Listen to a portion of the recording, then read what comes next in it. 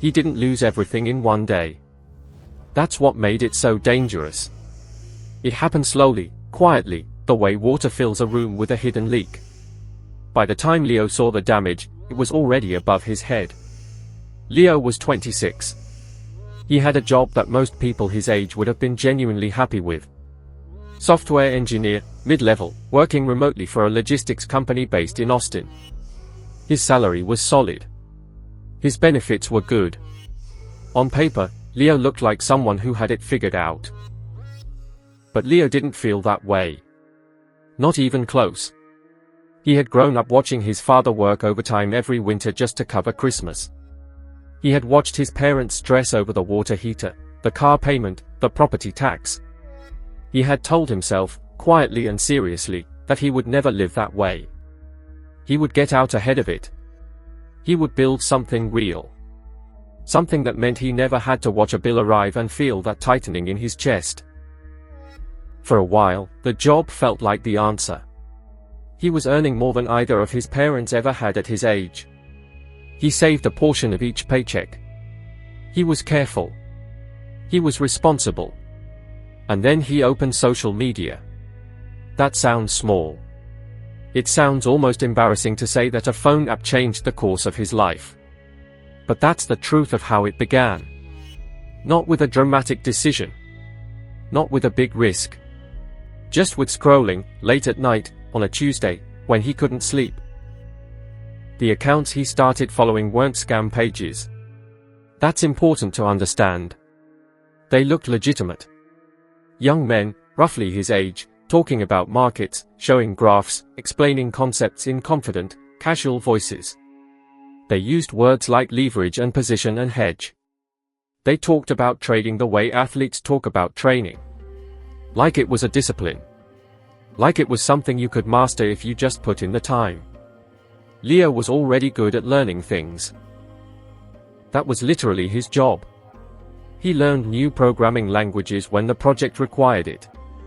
So when he started watching these videos, he didn't see gambling. He saw a skill set. He saw something he could study. He started small. That's what everyone does at first. He opened an account with $400. Just to learn. Just to get a feel for how the charts moved. He wasn't serious about it yet. Or so he told himself. Within 3 weeks, his $400 had become $620. He had made more money in 3 weeks of part-time screen watching than he made from 1 full week of work. The feeling was difficult to describe. It wasn't just excitement. It was something deeper.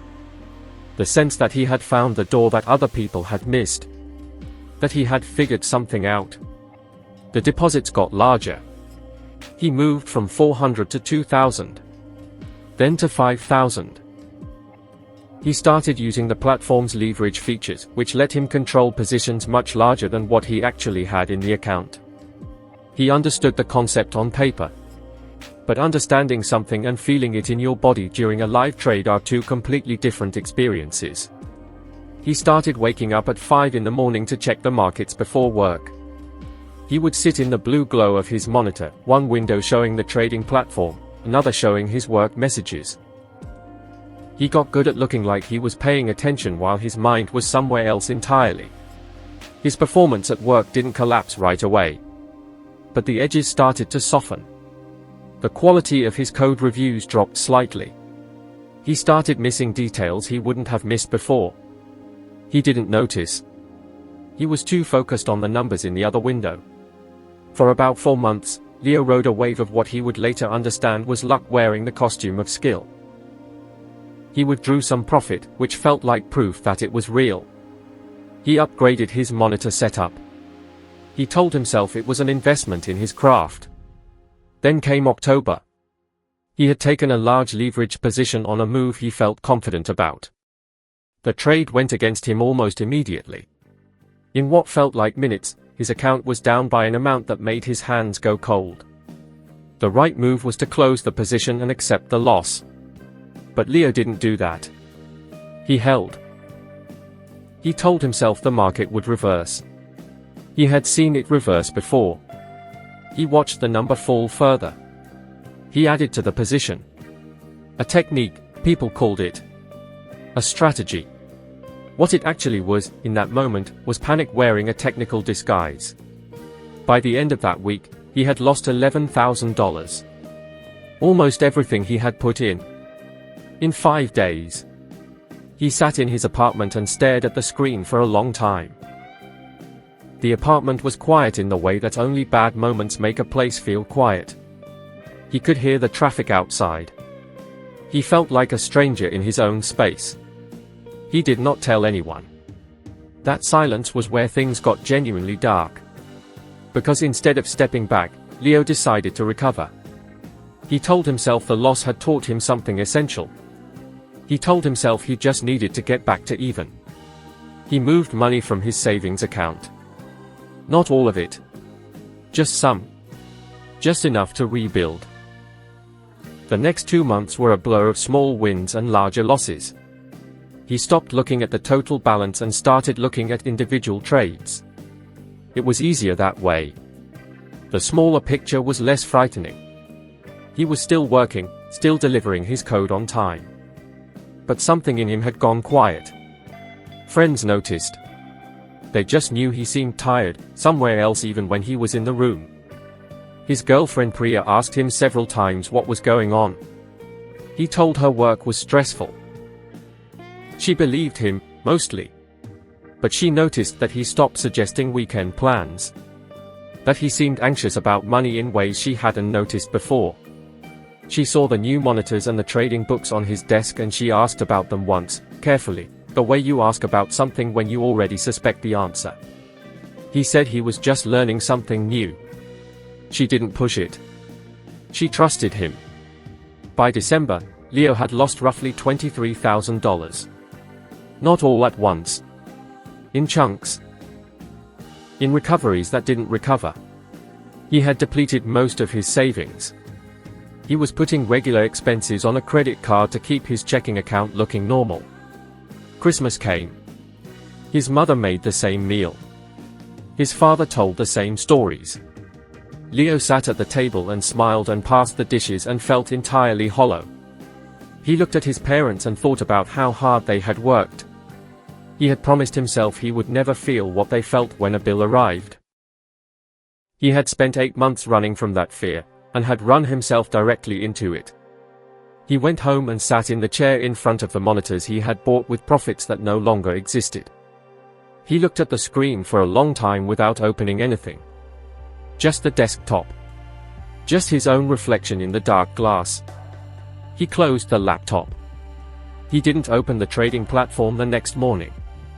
Or the one after that. He sat with the silence for a few days, which was harder than he expected. The pull to check, to watch, to find the pattern that would explain everything, was physical. It sat in his chest like pressure. Eventually he opened a plain spreadsheet. Not a trading spreadsheet. Just a simple one. He typed in every number, honestly, for the first time. The losses. The credit card balance. The savings account total. He looked at it for a long time. It wasn't ruin in the way some financial disasters are. He still had his job. He still had his income.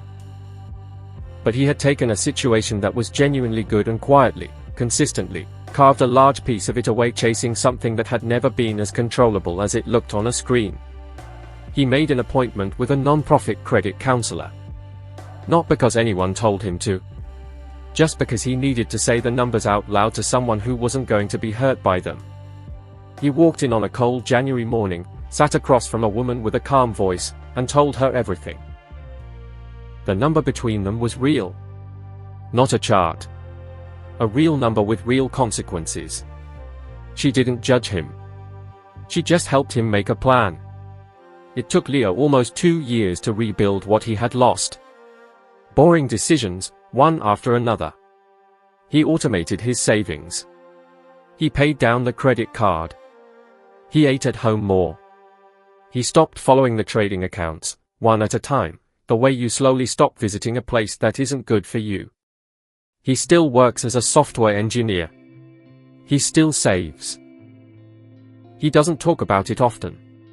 But when he does, he says the same thing. The scariest part wasn't losing the money. It was how reasonable every single decision felt at the time. Every deposit, every leveraged position, every refusal to close a bad trade had its own internal logic. Its own justification.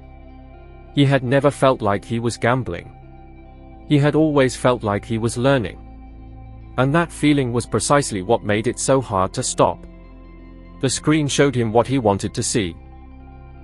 Charts that looked like patterns. Numbers that seemed to move with reason.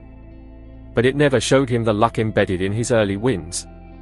It never showed him the people who had sat exactly where he was sitting, feeling exactly what he felt, and had not come out the other side as intact. The ghost in the screen was never a market force. It was Leo himself, reflected back, chasing the version of his life he was most afraid of never having. The tragedy is that he already had a good version of that life.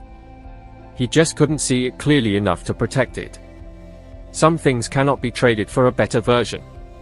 They can only be built, slowly, with the kind of patience that looks boring from the outside but becomes, over time, the most solid ground you have ever stood on. Leo knows that now.